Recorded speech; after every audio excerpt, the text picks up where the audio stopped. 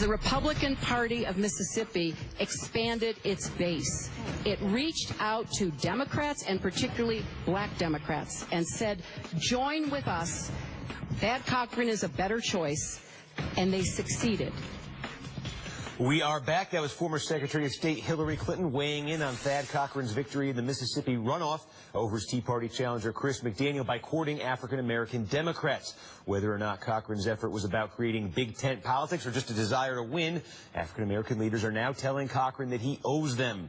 3 members of the Congressional Black Caucus told Politico that they now expect something in return from Senator Cochran, whether it's support for food stamp funding and programs that help poor blacks in Mississippi or supporting a fix to the Voting Rights Act. Caucus Chair Marcia Fudge of Ohio said, quote, absolutely, we have expectations.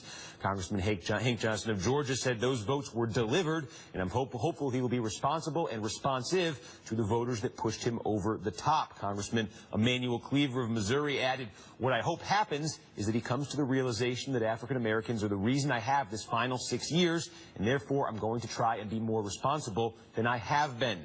Another African-American leader looking for more support from Senator Cochran is Mississippi NAACP President Derek Johnson. He joins me now, and Alex Burns is a senior political reporter for Politico. So, Derek, I'll start with you. I just 2 questions here. I just want to establish this for people. Last week in that runoff in Mississippi, did you vote in that Republican runoff? Did you support either of these Republican candidates?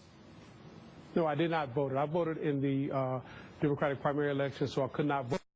Election. Okay, and just I want to establish this quickly. And the second thing is, have you spoken with Senator Cochran at all since that election last week? I have not spoken with Senator Cochran since the election. Okay, so if you do get the opportunity, if you were to get him on the phone right now and you had a chance to talk to Senator Cochran, say, Senator Cochran, African-American Democrats put you over the top last week, what would you tell him? What do you expect from him, what do you want from him in his next 6 years in the Senate?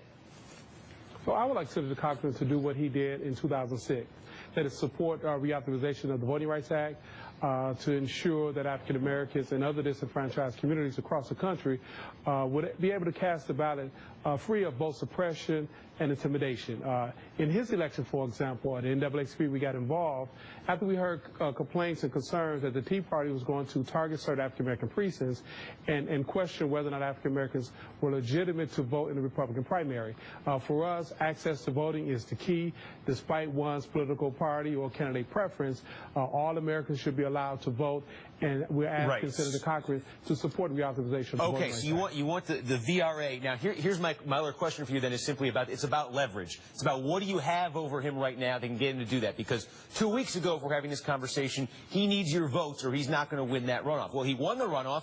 We're thinking he's going to win in the fall. Let's say he goes ahead and wins in the fall. He's got another 6 years. We don't think he's going to run after that. So he doesn't need to go back to the polls again, maybe ever. He maybe never needs, African-American support again, ever. So what's the leverage, or is this just, hey, it's the right thing to do? Well, for Senator Cochran is a perfect opportunity to be the person that we believe he is. In 2006, there was no pressure for him to support the Voting Rights Act, and in fact, he did.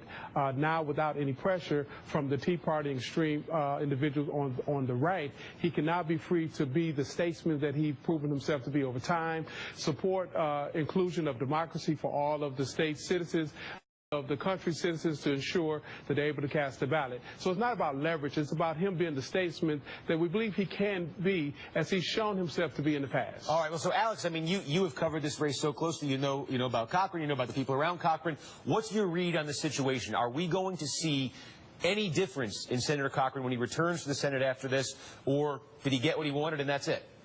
I think, Steve, that Cochran, people around Cochran see him as somebody who was authentically interested in reaching out to different communities in Mississippi all along. As Mr. Johnson noted, Cochran did support the Voting Rights Act in the past, regardless of whether there was political leverage to compel him to do so. But, look, I think the bigger picture political story here, the clip you played from Hillary Clinton just a few minutes ago, where she was talking about how the Mississippi Republican Party broadened its reach in this runoff election. I think the real test of that is going to be whether folks like Senator Cochran or anyone else in the delegation now steps up and says, listen, black Democrats or independent voters who decided to participate in this primary, this runoff election, we weren't just talking a good game. We can actually deliver for you, maybe on the Voting Rights Act, maybe on something like the SNAP program or on support for historically black colleges. These are all part of the record record that Cochran has already racked up in the Senate, it's something that I think is reasonable to expect him to try to do again in the next 6 years, especially given